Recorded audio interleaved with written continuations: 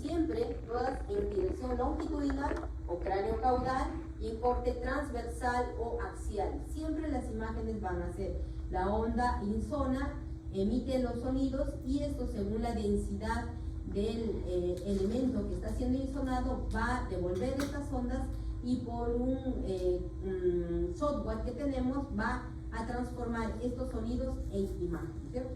¿Qué es lo que vemos aquí? Es un paciente que tiene antecedente de trauma y vamos a ver a nivel de partes blandas un elemento anecogénico, ¿ven? Una cosa negra por ahora, esto es hipopogénico y vamos a ver que tiene tanto de longitud, tanto de transversal. Este es un hematoma, ya en fase de formación. Cuando se caiga y tenga un fuerte trauma, eso es lo que van a ver. La tomografía, como dije, radiación ionizante y por lo menos podemos ver en varios cortes, pero los principales en los que los vamos a evaluar son en corte axial, como el transversal, miren este cuerpo vertebral de una vértebra lumbar, en corte axial, en corte coronal de frente, y vamos a ver que hay osteofitos, hay una columna degenerativa con problema degenerativo, liberación de aire a nivel del disco intervertebral L5, S1, patología degenerativa, y miren en corte sagital cómo se ve toda la región. Entonces la tomografía, mayor radiación, lo podemos hacer reconstrucciones volume rendering, que es o en 3D, que es más fácil para mostrarlo al que no es radiólogo y mostrar algunas patologías. Miren lo degenerativo que está como si estuviera raspado, aplanado. Lo vamos a ir viendo en el transcurso de las clases. En corte axial, ya sacándole los huesos ilíacos, en corte sagital, ¿ven? Sí, múltiples cosas. La resonancia, como ya les he dicho, es un estudio con un campo magnético mediante la aplicación de ondas electromagnéticas perdón, que consigue esta resonancia o la devolución del movimiento del agua. Principalmente no emite radiación. ¿Y en dónde lo usamos más? En neuroradiología. Neuro está bien desarrollado en eso, músculo esquelético. Miren, este es un corte axial, ya no vemos el hueso como tal, sino las partes blandas, músculos de la región, tejido graso, músculos de la pared abdominal, tejido graso. Vamos a ver en corte sagital, estos son los huesos, ya no se representan bien, pero miren cómo representamos tan bonitos los discos intervertebrales. Y aquí está el problema degenerativo que habíamos visto anteriormente, esa liberación de aire, y también este paciente tiene trauma en la parte blanda y miren acá hay un acúmulo de líquido en esta región y vemos con mayor claridad, cosa que no hubiéramos visto ni por rayos X, ni por tomografía o menos visible por tomografía, pero por resonancia y ecografía sí. Corte coronal y vamos a entrar de lleno al tema en sí, ¿ya? Entonces, ¿qué es la radiación ionizante? Son ondas electromagnéticas que producen, como dice su nombre, ¿no? Ionización. Ionizan los átomos en el medio en que interactúan. Generalmente vamos a tener varios tipos de radiación, natural, artificial. Cuando uno va a un vuelo a Cusco a hacer turismo, también recibe radiación. El artificial, a nosotros lo que nos interesa es la rayos X en diagnóstico terapéutica y vigilancia, que es lo que vamos a hacer, ¿no? Y tratamiento como braquiterapia y medicina nuclear. Para ustedes, ¿es peligrosa la radiación ionizante? Sí. ¿Qué creen? Sí. Sí y no. Sí, cuando lo usamos con las normas y dentro de los parámetros ya protocolizados. Es segura cuando lo usamos dentro de las normativas, pero si supera los límites seguros, entonces convertimos en riesgo o peligrosos para la vida, ¿no? Como en las mujeres gestantes. Esto de la radiación lo van a leer, pero solo para definirlo, es la propagación de la energía en onda electromagnética, ¿no? Va pico, valle, cresta, longitud de onda entre un pico y otro pico, y esa longitud de onda va a caracterizar el tipo de imagen, creo que eso en la anterior clase lo han desarrollado. Y radiación electromagnética es a esta doble onda. Esta doble onda, a eso se llama radiación electromagnética, ¿ya? Entonces, es la doble onda formada dentro de un campo eléctrico y magnético, cuyos planos propagan en forma perpendicular, solo para que lo tengan en la teoría. Y tenemos un espectro electromagnético grande, desde la luz visible la resonancia, como lo que nos interesa, el diagnóstico por imágenes. Dentro de las radiaciones, donde vamos a trabajar nosotros es la radiación ionizante, que produce ruptura de los enlaces químicos, puede producir daño de ADN o de forma directa o indirecta, que lo vamos a ver. Los rayos X y la tomografía estaría acá, también la mamografía, porque también es radiación, y vamos a tener los rayos gamma. Y en cuanto a la onda electromagnética, vamos a tener la resonancia, y las ondas de sonido vamos a tener el ecógrafo, ¿no? Entonces, solo para tenerlo. Entonces, ¿qué es la radiobiología? Estudia los efectos de esta radiación anteriormente descrita a nivel de los órganos. A nosotros nos interesa el ADN. Quiero que lleven esta imagen. Puede ver un daño directo o un daño indirecto. Un daño directo a nivel de la ruptura del ADN, a nivel de la estructura, y un daño indirecto en cuanto a las rupturas del enlace del agua, que van a formar elementos que van a dañar a largo plazo las estructuras anatómicas. Entonces, exposición es la cantidad de rayos X que vamos a absorber, ya sea por diagnóstico, tratamiento o en la radiación natural. Lo que quiero que recuerden es esta, dosis absorbida. Cantidad de dosis energética absorbida por unidad de masa es el Gray.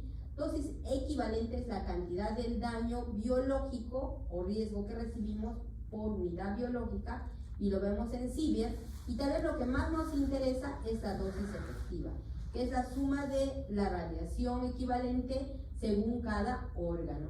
Miren, en cuanto a milisieverts, vamos a tener que 0.02 en 3 horas de viaje. Miren esto, 0.02 una radiografía de tórax. O sea, si viene una gestante que no hay otro método de diagnóstico y quiere sacarle un rayos X de tórax, la probabilidad de que le produzca un efecto dañino o estocástico o determinístico es muy bajo, ¿no? Muy bajo. Y miren, una tomografía del cerebro produce 3 milisieverts, que también es bajo, ¿ya? Vamos a ir viendo. Entonces, no es tan dañino como dicen, sino hay que saber valorar y sumar la exposición que tenemos. Entonces, lo que quiero que tengan en cuenta y miren es esto. La dosis absorbida, energía absorbida por kilogramo de tejido, que se va a ver en Gray, y la dosis equivalente, daño que es recibido en los tejidos. Y cada tejido tiene diferente sensibilidad, ¿ya? Quiero que graben esto. Y esto va a estar en Siever y milisieverts. Esto no lo van a volver a ver en otro, es un poco pesadito porque tiene un poco de física, pero tiene su importancia. Entonces vamos a tener efectos directos, como la imagen que les había dicho, con daño al ADN, por ionización, ruptura de los enlaces, quiebres moleculares, y indirecto, que está mal, por radicales libres, ¿no? Los peróxidos y esas estructuras. ¿Qué significa radiosensibilidad? Esto sí, tome algo que, si quieren, tómenle una foto. La radiosensibilidad es la respuesta a la radiación de cada estructura biológica. Yo voy a responder diferente si estoy embarazada, vuestro compañero va a responder diferente cuando somos más radiosensibles, en general el humano, en los extremos de la vida. En la niñez, porque estamos en etapa de formación de diferenciación celular, y en la vejez, porque ya no tenemos nuestros sistemas protectores. ¿Cuándo más somos radiosensibles como seres humanos? En la etapa de gestación. Por eso cuando viene la gestante y ustedes van a estar en el internado y les van a tomar unos rayos X, tengan siempre en cuenta que les den el permiso, pero sepan que no es que le va a causar un daño, pero sí se le tiene que explicar esto a la paciente para evitar denuncias o problemas legales, ¿verdad? La radiosensibilidad del feto es mayor, entendiendo que es porque se está dividiendo con mayor facilidad, y es donde más va a ser sensible el feto en las primeras semanas, porque está en la etapa de formación, es donde es más lábil, ¿verdad? Entonces, ¿dónde, y ya nosotros como adultos, dónde somos, cuáles son nuestras zonas más sensibles para la exposición radiológica o por rayos X, o Dios no quiera tengamos que acompañar a un familiar que esté con tratamiento con quimio, radioterapia, tenemos que protegernos? ¿Cuáles son los órganos más sensibles? Para eso existe un factor de ponderación y se multiplica la emisión de rayos X, por ejemplo 10, por el factor de ponderación, y eso nos va a dar una radiosensibilidad. Y miren quiénes son más sensibles, las gónadas. ¿Por qué? Porque eso está en constante multiplicación para la formación, ¿verdad? Para la reproducción. Miren su factor de ponderación. Entonces yo les pregunto en el examen, ¿en qué momento es mucho más radiosensible el ser humano? Y les voy a poner en el niño, en la vejez, ¿verdad? ¿Cuáles son los órganos más radiosensibles? Les voy a poner piel, hueso, periósteo. Mentira, ¿no? Vamos a tener gónadas, ovarios, sí. En la etapa de gestación es altamente radiosensible, sí. Así van a ser las preguntas, ¿ya? Entonces, ¿cuándo son los órganos más radiosensibles? Testículo, ovario, médula roja, colon también, pulmón. Y de ahí van bajando, ¿ya? Algo importante también son los órganos a nivel de los ojos. Por eso usan collarines, han debido ver en rayos X la formación. Y esto es la ley de Broglie y Tribunal. Esta es como que la básica para entender. ¿Y qué es lo que dice? En la situación de división celular es donde vamos a tener más riesgo de tener radiosensibilidad y por ende de tener efectos por la radiación. Y son en las fases G2 y en la M de la formación de los cambios, y menos en esta, porque en estas son de reposo, ¿verdad? Y estas son en de alta diferenciación o formación. En resumen, los sistemas indiferenciados tienen un alto índice mitótico porque todavía no se han transformado, no se han especializado, lo que nos confiere alta radiosensibilidad en estas fases, ¿no? Pregunta de examen, ¿en qué fase? Muy bien. Entonces vamos a tener los efectos de la radiación, los efectos hereditarios y los efectos somáticos también se dice, ¿no? En los hereditarios va a haber lesiones a nivel del ADN, especialmente al nivel de las bases y de los azúcares, y los somáticos, como les he dicho, en donde hay mayor índice mitótico, G2 y M, ¿no? Y las zonas donde mayor daño va a ser los gónadas, ¿no? Y algo que quiero que les quede esto, grábense, ¿qué dice? Efectos estocásticos. Aquí, efectos deterministas. Grábense, ¿ya? ¿Qué son los efectos estocásticos? Son efectos que se van a ir acumulando. Nos vamos a ir tomando rayos X, de acá una tomografía, de acá otra tomografía de control, nuestras mamografías que siempre nos vamos a hacer con los años las mujeres. Entonces, según la exposición que tengamos, podemos tener estos efectos estocásticos. Es aleatorio, la sensibilidad de vuestra compañera con mi sensibilidad es diferente, ¿ya? Aumenta la probabilidad con el aumento de dosis, es sumativo. Suelen ser tardíos y aparecen en células aisladas. Por ejemplo, los que van a hacer diagnóstico por imágenes, van a ser intervencionistas, tienen mayor posibilidad de aquí unos años tener tal vez esterilidad, tener algún problema de cáncer de tiroides que se ha visto en nuestros colegas, y pueden ser hereditarios, puede haber cáncer también, ¿ya? Cánceres radioinducidos. Esto menos frecuente con los métodos de protección radiológica que ahora les estoy mostrando, les voy a mostrar. Y diferencia los efectos determinísticos, grábense esa palabra, por la alta dosis. Cuando ustedes sean neurocirujanos y estén haciendo fluoroscopía para ver estén poniendo una plastía o una hernia lumbar y disparan los rayos continuamente, se olvidaron, esto es lo que van a tener en el paciente. Alta dosis, van a excederse en la dosis. Capacidad de daño aumenta con la dosis, no es acumulativo nomás, sino en un proceso se excedieron del límite de dosis. Suelen ser precoces y pluricelulares. Los más frecuentes, cataratas, eritema cutáneo y esterilidad, ¿ya? Este es un caso clínico por exposición a radiación ionizante que después denunciaron, ¿ya? En proceso. Entonces, los umbrales para efectos determinísticos. Ya saben que son determinísticos, ¿no es cierto? Exceso de dosis, ¿ya? Van a ser, estos son los umbrales. Para cataratas en cristalino, 2 a 10 Gray, esterilidad permanente en hombres, 3.5 a 6 Gray. ¿Por qué después los que hacemos intervencionismo no podemos tener hijos? Esterilidad femenina, 2.5 a 6 Gray. Esterilidad temporal. Y miren, van viendo según la dosis. Ya les va a pasar la expo. Lo que quiero que también quede son lesiones asociadas a lesiones radiobiológicas. Las más comunes son el síndrome de radiación, que es la lesión que han visto en el hombro, lesiones localizadas, contaminación que pueden contaminarse en el hospital, trauma y efectos fetales, ¿no? No queremos ninguno. Estas son las etapas y quiero que lo tengan porque cuando ustedes sean internos van a entrar a hacer embolizaciones o algún proceso y tienen que saber cuáles son los síntomas. Le hacemos ahorita a su compañera, tiene una hernia, le han hecho con fractura y le han hecho su vertebroplastía. Entonces la vemos hoy día, pero se han excedido en la dosis. Si ella presenta anorexia, náuseas, vómitos, ustedes lo ven, posiblemente sea una exposición. Hay que ir controlando. Es la fase prodrómica. La fase latente, hasta los 20 días, puede ver o no estos mismos síntomas. Y a partir de la enfermedad manifiesta, ya vamos a tener las lesiones como tal, como pueden ser las infecciones, las lesiones dérmicas. Vamos a hacer un recuento de los elementos formes y vamos a ver que hay una alteración en la formación de los elementos formes, alteración de presión de la formación de la médula ósea y otros síntomas, y luego la recuperación. Y este es el caso clínico que les mencioné, paciente, la radiodermitis. Es un conjunto de lesiones cutáneas, es lo primero que va a ver, porque cuando ustedes expongan a tratamiento, ¿cuál es la zona que va a estar más expuesta con la fluoro o el tratamiento? La piel, ¿no? Y luego vamos bajando de tejido. Entonces, la primera que va a expresar manifestaciones, a veces son esa, y se llama radiodermitis. ¿A qué llamamos esto? A las lesiones cutáneas después de la radiación ionizante.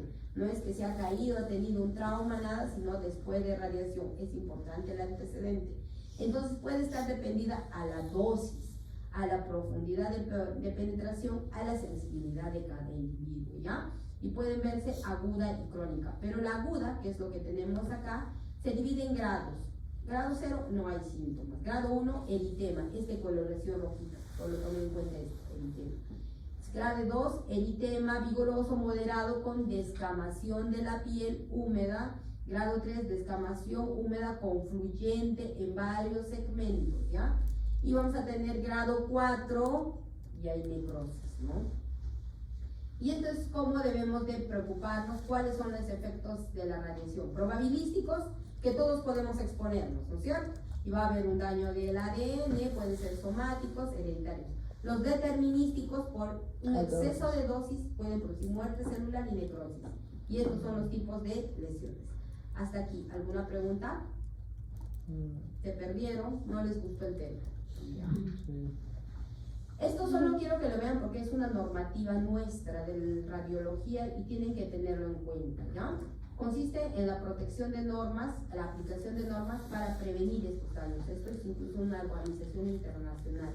¿Y cuáles son los principios de esta radioprotección? Justificación. Toda práctica que implique el uso de radiación ionizante debe ser producida en beneficio neto del paciente expuesto. Si van a pedir una tomografía, una ecografía, una resonancia, pero especialmente tomografía, rayos X o fluoroscopía, tienen que justificar. Algunas veces, y ustedes lo van a hacer, me dirán, le pide ecografía para una posible colecistitis. Gol estándar, ecografía, muy bien, pero de pasito le pedí tomo. Ay no, pero a la mañana vino y rayos más, por si acaso tal vez tiene un abdomen, una oclusión. Pero no puedes estar andando con 3, 4 diagnósticos, ¿verdad? Tu clínica te va a llevar un diagnóstico, esa sospecha diagnóstica te va a ver qué método de diagnóstico te ayuda y lo haces. Y la verdad lo vemos comúnmente en estos pacientes, ¿ya? A eso se llama justificación. Optimización, que es los principios de Lara, es decir, la dosis deben ser lo más bajas posibles, que ya eso lo manejamos los radiólogos, razonablemente para lograr el objetivo que es el diagnóstico, ¿no? Y límite de dosis, hay límites o fronteras que no debemos pasar, porque si pasamos estas podemos tener los efectos estocásticos o determinísticos. Determinísticos, ¿cierto? Entonces, miren, ¿cuánto es en base a lo que les he mencionado? Estos son los límites. Y en las embarazadas, durante el embarazo, hasta 1 milisievert. ¿Cuánto era la radiografía de tórax? 0.02 milisievert. ¿Excedieron la dosis? No. Entonces, no les va a pasar nada, ¿ya? A pesar de las semanas que tienen la embarazada. Sí. Ahora, si tú crees que es necesario sí o sí hacerle una rayos X, le haces.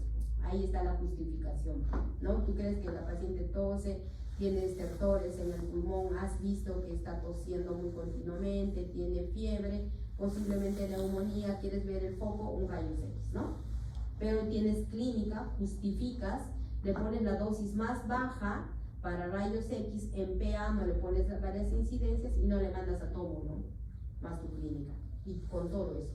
Y pese a eso, la paciente no te puede decir que por rayos X que me has tomado mi bebito he tenido una B y así la causa. Mire, hasta 1 milisievert. ¿Y cuánto era lo que hemos mostrado? Que es lo que quiero que quede para ustedes, para que no se asusten, pero también tengan sus límites. En el cuadro estaba, ¿no? 0.02, ¿no es cierto?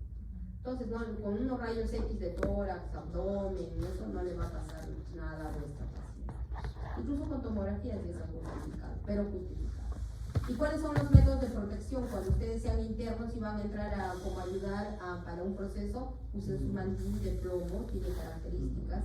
Van a usar guantes de plomo para fluoroscopía, collarín para evitar problemas a nivel de la tiroides, y van a usar anteojos. Estos no son comunes, sino son plomados, tienen un grosor y tienen plomo que van a protegernos. ¿Qué será esto?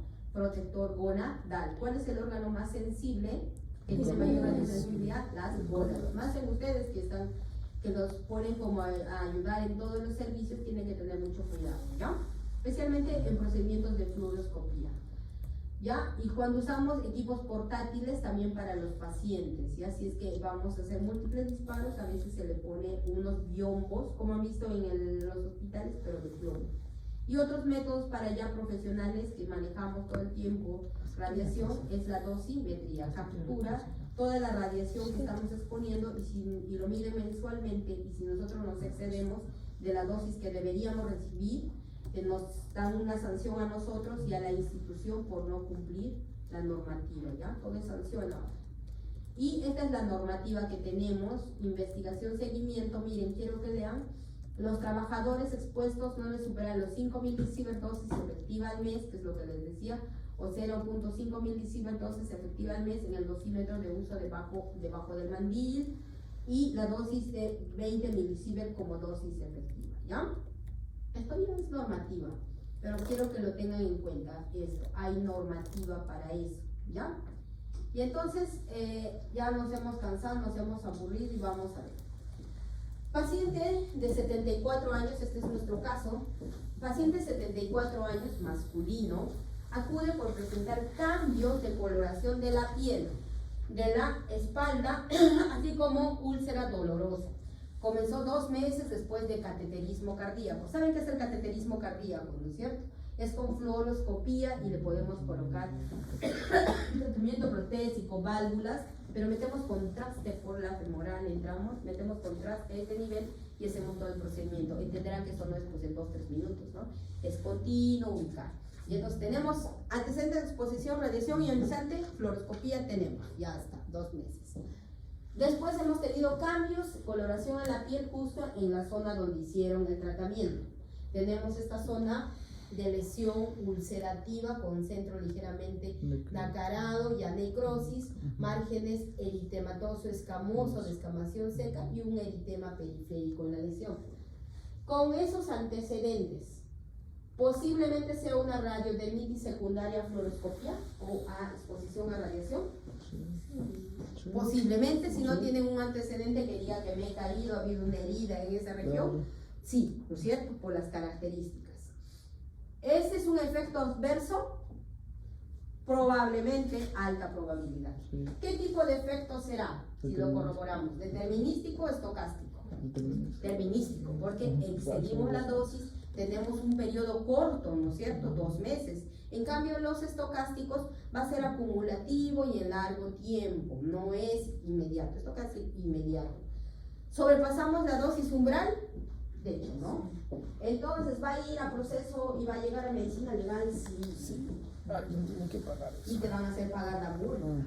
Y estas lesiones, como son normadas, por eso quiero que les queden, vienen empresas internacionales. Para este caso vino Francia, Alemania y no sé quién más.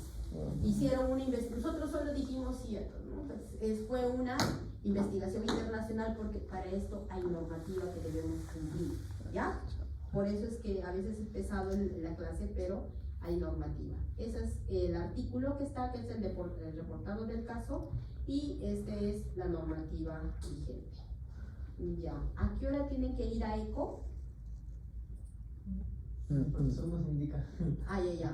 ¿Qué hora es ahorita? 6:30. 6:30. ¿Hasta qué hora?